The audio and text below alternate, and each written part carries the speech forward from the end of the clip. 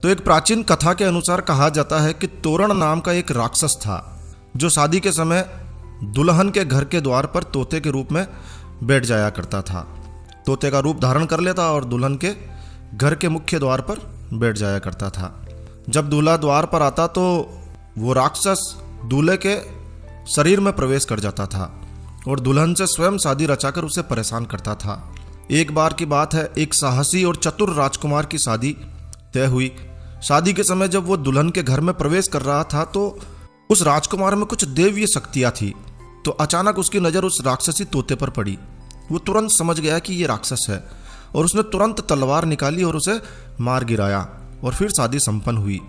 बताया जाता है कि उसी दिन से तोरण मारने की परंपरा शुरू हुई। आपने कभी गौर किया है?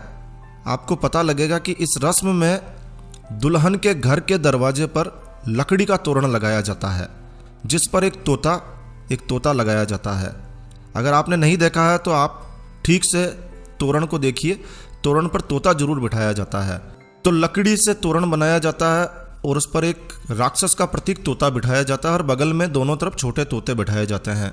दूल्हा जब शादी के समय वधू के मुख्य द्वार पर आता है तो तलवार से उस लकड़ी के बने राक्षस रूपी तोते को मारने की रस्म पूर्ण करता है। गांवों में तोरण का निर्माण खाती के द्वारा किया जाता है, लेकिन आजकल बाजार में सुंदर सुंदर तोरण मिलने लगे हैं। कुछ तोरण तो चाइनीज तोरण है जिस पर गणेश जी और स्वास्तिक जैसे धार्मिक चिन्ह अंकित किए होते हैं। और फिर क्या होता है, दूल्हा बगैर जानकारी के उन पर तलवार से वार करता है, तोरण मारने की रस्म पूर्ण करता है, लेकिन जानकारी नहीं होती है और वो गणेश जी और स्वास्तिक जैसे पवित्र चिन्हों पर अपनी तलवार चलाता है। शास्त्रों के अनुसार तोरण पर तोते का स्वरूप ही होना चाहिए, दूसरा कोई चिन्ह नहीं होना चाहिए। लेकिन इन दिनों तोते की जगह तोरण पर गणेश जी या अन्य धार्मिक चिन्ह अंकित कर दिए जाते हैं।